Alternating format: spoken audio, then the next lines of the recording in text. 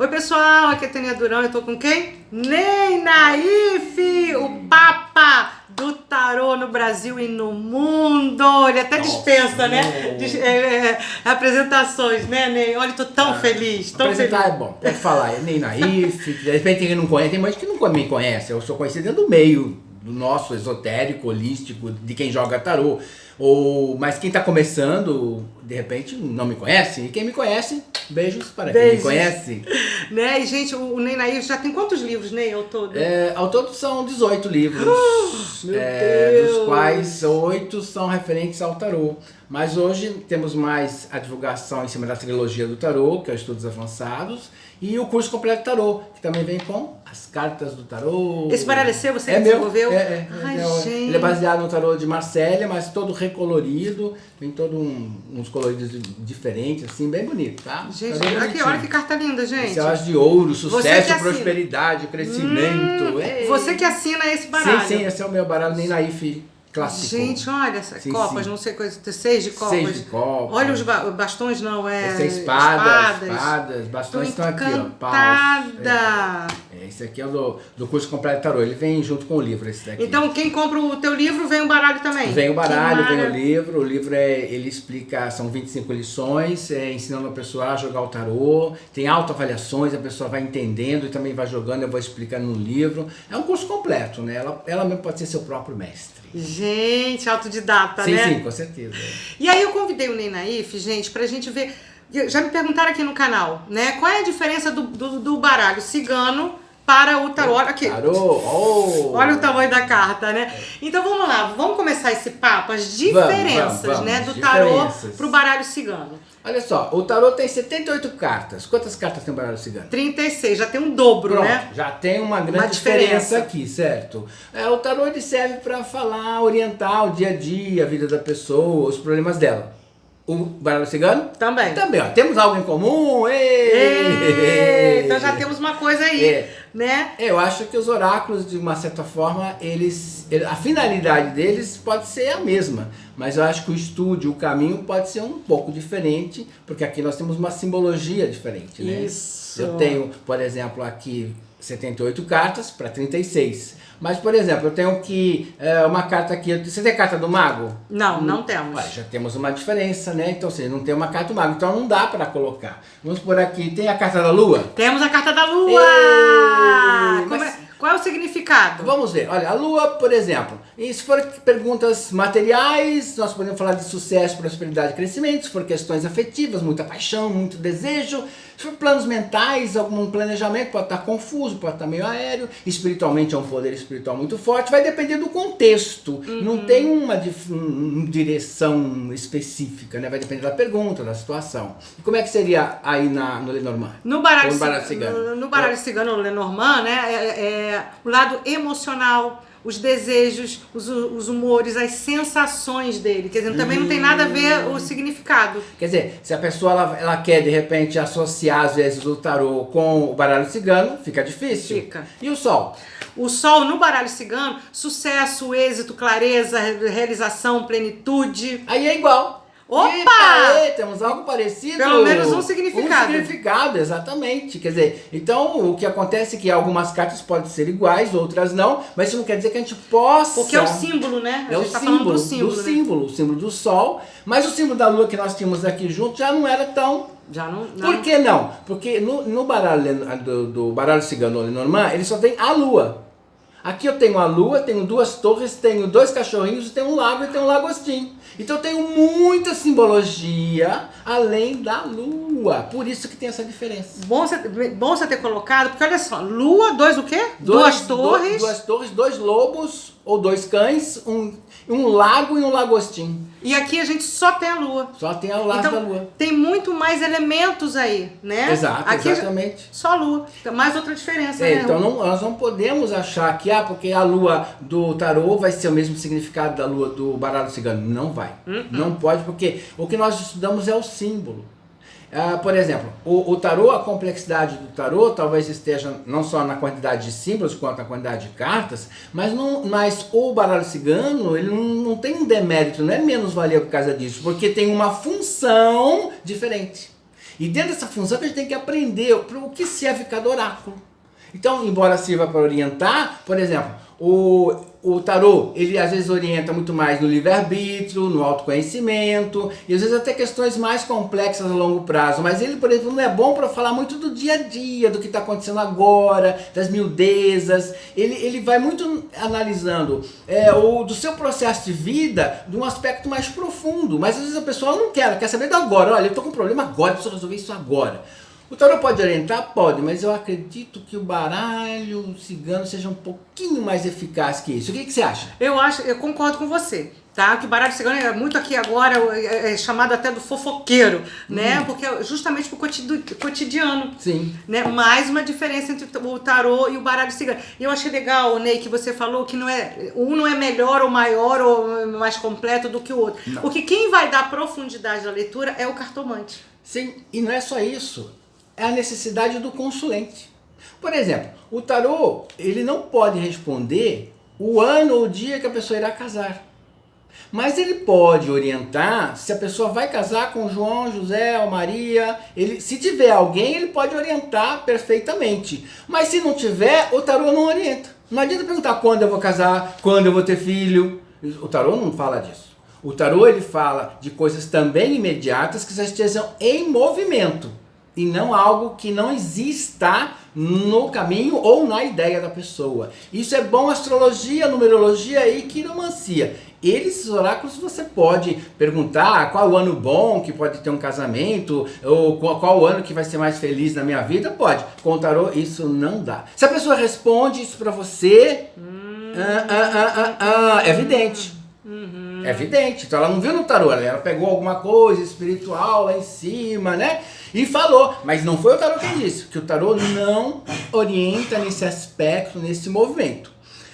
O baralho cigano, ele daria para orientar, por exemplo, o ano que a pessoa vai casar, ou a data, sei lá? Pode dizer, vai demorar ou vai ser mais rápido, mas não pode precisar em 2020, quarta-feira, às 3 horas da tarde, não pode. Entendi. Não é isso também. Então, ou seja, nós temos limitações, todos os oráculos têm seus limites. E é importante o consulente saber, e principalmente também o tarólogo, o oraculista, saber o que ele pode oferecer ao consulente. Porque às vezes o consulente vem com uma situação que a ferramenta que ele tem na mão pode não ser útil, sabe? Então por isso a importância de nós conhecermos todos os tipos de oráculos, não para jogar ou fazer, mas para orientar. Olha, o que você está querendo, é melhor tal oráculo, é melhor tal situação. O que você está querendo pode ser uma coisa totalmente diferente do que eu faço. Eu posso lhe orientar dentro dessas áreas. O que você tem nas mãos, o que nós podemos fazer com ela? Então é isso que eu posso orientar. E no caso do baralho cigano também poderia fazer isso. Uhum. Ok. A orientação, um oráculo é para orientar, né? Mas assim, eu achei interessante que você falou assim, se fulano disser que você vai casar no ano tal, porque ele é vidente. Legal isso você ter pontuado, Ney. Porque às vezes, preciso ter um dom para ler um oráculo. Você... Não. O dom para ler oráculo, não. A gente não tinha combinado isso. Oráculo é estudo, né? Muito estudo. É estudo. Não tem você pode ter uma sensibilidade, obviamente, para entender o simbolismo. Pode ter uma percepção. Você pode até ter mediunidade, sensibilidade. Mas não pensar que uma entidade é necessário estar com você para ajudá-lo a entender o baralho, não.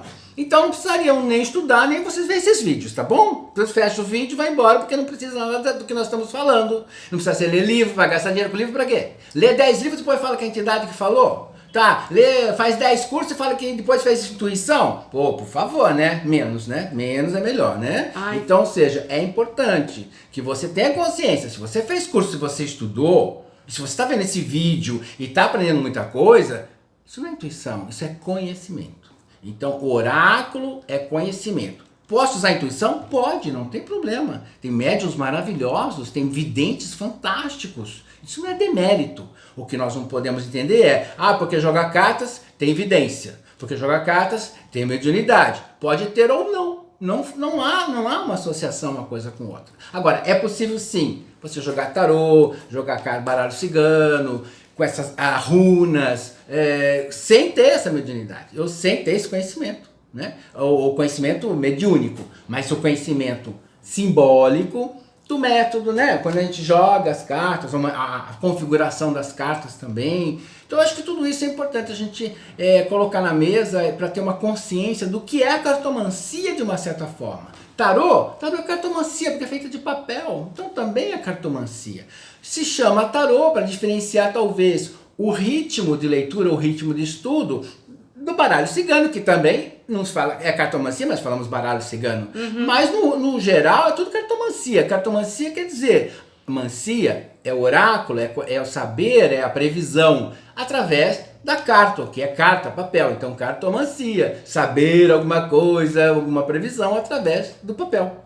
Então nós temos aqui o tarô e baralho cigano, enfim. Até se tiver uma runas em forma de papel também é cartomancia. Eu tenho, por acaso eu tenho. Então nós temos que entender esse processo estrutural para que a gente possa ter autoconfiança. Autoconfiança vem a partir do momento em que você entende que o tarô é estudo, que existem congressos do mundo inteiro sobre tarô. Né? Por exemplo, eu já dei palestras no Congresso Internacional em Madrid em 2018. O ano que vem, em 2019, estarei em Barcelona, no 9º Congresso Internacional de Tarô. Vou agora, em dezembro, no Congresso do Chile, vai ter o 3º Congresso aqui no Santiago do Chile. Vai ter o ano que vem na Colômbia, vai ter no Equador, tem no México, tem nos Estados Unidos, tem em Londres, também. Portugal. Olha só, o mundo inteiro tem congressos sobre tarô. Reúne pessoas para falar, discutir. Também tem eventos e congressos de cartomancia em Portugal, no Brasil, em outros países. Então, eu já vi um em Londres. Então, existe sim pessoas que se reúnem para falar sobre isto. Papel, figurinhas do tarô, né? E pessoas que estudaram muito. A gente tem... Até não precisa fazer curso. Precisa. Precisa ler livro. Precisa. Exato. É isso que o Ney, a gente não combinou nada disso. O Ney tá falando aqui espontaneamente, da necessidade de conhecer mesmo, né, o oráculo que você vai trabalhar, que você escolheu. É preciso, sim, é preciso. Não adianta você, eu vou comprar um tarô e vou jogar por intuição. Pode, se você for um bom médium, tiver uma boa espiritualidade, tiver praticante médium, né? Porque muita gente fala que é médium e não pratica. Aí em casa, tem um monte de problema em casa, não vai a um centro espírita, a um culto, não se limpa, não se produz espiritualmente e diz que é médium. Não, isso não é médium. Você está cheio de problemas aí que precisa ser resolvido, tá? Então o médium mesmo é aquele que pratica, que faz a sua meditação, que faz a sua limpeza espiritual todos os dias, que faz, enfim, todo aquele ritmo. É como tem católico não praticante. Eu sou católico, você vai à missa? Não, nunca vou, só vou em casamento. Olha, então não é católico não praticante? Mesma coisa, existe muita gente médium não praticante. Aí dá pra confiar? Não dá, ok? Não dá. Como também não dá pra confiar muito num cartomante que não estuda tanto, né? Que não faz curso, que não se recicla, não se atualiza, né? É importante isso, eu acho importante o estudo, a atualização, o contato, a troca, o conhecimento, isso é muito importante. Agora, é livre-arbítrio de cada um fazer o que bem entende, né? Então tem pessoas que crescem e evoluem dentro da profissão ou você não precisa olhar o tarô ou a cartomancia como uma profissão. Você pode olhar como autoconhecimento, como autoajuda, você ajudar a sua família, seus amigos, as pessoas à sua volta, ajudar a si mesmo. Você não precisa estudar para ser um profissional. Agora, você só vai ter retorno e confiança da sua família, dos seus amigos ou profissionalmente, se você orientar corretamente. Porque hoje você pode falar uma coisa que as pessoas podem adorar, mas vai dar certo, será? Será que a longo e médio prazo que você disse aquilo tem retorno e aquilo é verdade? Então é uma questão que a médio e longo prazo você tem um retorno. Então se você faz a coisa muito sem sentido, óbvio que você não vai ter nem futuro, nem com seus amigos, e muito menos com a sua família, você vai ser desacreditado. Então por isso a importância de você fazer a coisa certa. Seja de um nível pessoal, familiar ou profissional. O importante é você ter o conhecimento e desenvolver isso de uma forma bem coerente, ok? Então, por isso que tem que estudar e muito, gente. Então, olha só, o tarô é um oráculo totalmente diferente do baralho cigano. Sim. Qual é o melhor? Deixa um chamado interno. Isso, é uma questão, por exemplo assim, eu tentei já estudar isso aqui, ó, essa cartinha aqui, tentei. Mas nunca consegui. Já tentei. É símbolo, mas não é só o símbolo, é a estrutura, é o modo da linguagem, é como a gente orienta. Então assim, eu realmente não consigo. Mas tem pessoas que conseguem. Tânia, um monte de gente que eu conheço, joga maravilhosamente bem as cartas ciganas. Agora, eu não consigo. Então eu acho que é uma questão pessoal. Tem pessoas que gostam mais de astrologia do que tarô. Já tentaram, conheço astrólogos que tentaram jogar tarô e não conseguiram, mas são excelentes astrólogos. Então, por isso a importância de você encontrar o seu caminho espiritual, o seu caminho, se é carta, se é baralho cigano, se é astrologia, se é quiromancia, runas, não importa. O importante é você encontrar um canal espiritual para você desenvolver a sua intuição, percepção, conhecimento, sabedoria e autoconhecimento. Isso é muito importante, tá bom? Eu tenho uma escola online também de tarô. Fala dessa escola online. É www.tarotista.com.br. É uma escola online, tem alguns cursos grátis, alguns pagos. A pessoa tem palestras também grátis. A pessoa vê virtualmente, né? Ela vai na internet e tem lá as datas para ela estudar, ela estuda do modo que ela quer e ela aprende o tarô. Então a escola ela já está há 3 anos e formou várias pessoas já, bastante. E vocês estão convidados a conhecer a escola também, ok? www.tarotista.com.br. Muito bem! Gente, é só entrar em contato aqui com o Ney para os próximos cursos online, quem quiser se profissionalizar, né? Então tem muita coisa, isso, né? Ano que vem você vai estar em Barcelona também, sim, né? Falando sobre o tarô, né? Vou falar sobre a estrutura contemporânea do tarô, porque o tarô ao longo dos séculos, ele vai agregando o conhecimento social. Então, óbvio que o tarô, quando ele era estudado no século XVIII, ele tinha uma ideia, no século XIX tem outra ideia, no século XX agregou outras situações, e atualmente no século XXI nós agregamos ao tarô conceitos psicológicos, conceitos espirituais, de autoconhecimento, então foi agregando, então mudou a estrutura de conhecimento e de saber. Então no congresso eu vou estar colocando sobre os caminhos do tarô, qual o grupo de cartas que fala sobre karma, livre-arbítrio, espiritualidade, evolução e dor, sofrimento, então a gente vai colocando os grupos de cartas que falam de uma coisa ou de outra, ok? Porque o oráculo também evolui, né? Conforme o tempo você está falando, na própria história, na trajetória, o oráculo pode evoluir e tá tudo ok. Sim, porque ele acompanha o seu tempo. A arte acompanha o tempo.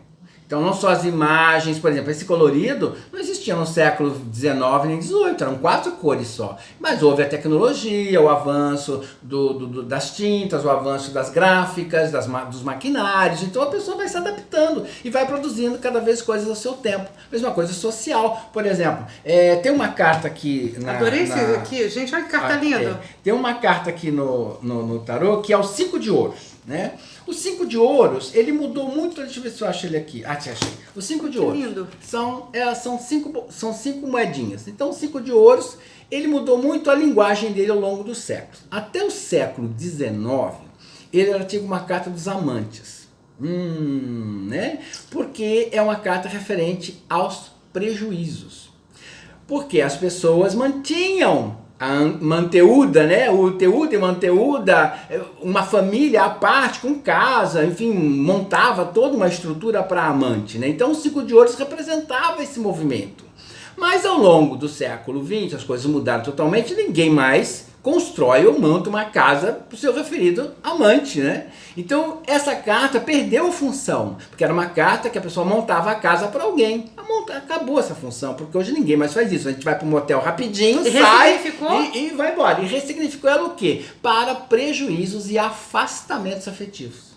Gente, olha que aula que o Ney tá dando, gente. Então, ou seja, por quê? Porque o século XX modificou a sociedade, essa carta passou a não ter função de teudo e manteudo, que não existe mais isso hoje em dia, né? E aí, para o século XXI, nós falamos de afastamento físico, afastamento afetivo, prejuízos financeiros, divisão de situações com terceiros, sempre de ordem material. Porque as cartas elas vão evoluindo também a linguagem. E é isso que a gente tem que entender. E como daqui a 100 anos, talvez isso aqui modifique. Porque talvez o dinheiro está acabando. Ou seja, o papel está acabando, o dinheiro, o papel está acabando, a coisa vai ser digital, talvez isso aqui modifique, porque aqui fala de falta de dinheiro, papel na mão, só que daqui a alguns 50, 100 anos, o papel não vai existir mais.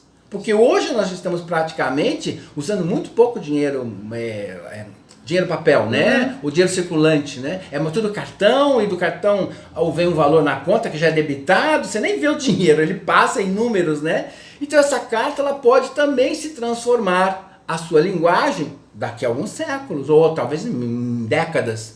A mesma coisa acontece com todas as cartas, com oráculos de uma certa forma. Por exemplo, na astrologia, não existia a linguagem de Urano, Plutão e Netuno até o século XIX. Só no século XX, quando houve a descoberta desses planetas, é que eles entraram na astrologia e passaram a ser pesquisados, analisados, o que ele seria hoje, agora na nossa vida. Então por isso que chama-se planetas transpessoais. Então por isso que em todos os oráculos nós vamos encontrar uma modificação da linguagem. Por isso o perigo de ler livros publicados do século XIX, que ainda são publicados hoje. Ah, vou pegar um livro lá, tem um livro que eu sempre digo, não leiam esse livro, que é o livro do Tarô Adivinhatório, que ele foi editado em 1900, de uma linguagem do século XVIII, que é uma linguagem que não existe mais. Sabe, o livro é lindo, as cartas são bonitas, mas... Perdeu o significado, Perdeu né? o significado, por Foi exemplo... importante naquela época. Naquela época, por exemplo, assim, um cavaleiro de copas. Até o século XIX, o cavaleiro de copas era um homem loiro. Olha só, um homem loiro. Aí você tinha se vamos supor, o cavaleiro de paus, era um homem moreno, né? De cabelos castanhos. Aqui era um homem branco de cabelos loiros. Muito bem, podia ser uma mulher também. Mas veja bem, hoje nós pintamos o cabelo. Então a gente não pode mais falar, através das cartas, que é uma pessoa loira. Ou que é uma pessoa de pele branca. Porque ninguém mais tem pele branca, né? Ou é de cabelo ruivo. Raras pessoas têm cabelo ruivo hoje, quando tem, pintam. Ou pintam de ruivo. Então aqui não é... o tarô ele não tem mais como analisar, por exemplo, a aparência física da pessoa. A cor do cabelo, como ela é. Então por isso que no século XX e agora no século XXI a gente não fala mais sobre a aparência física da pessoa.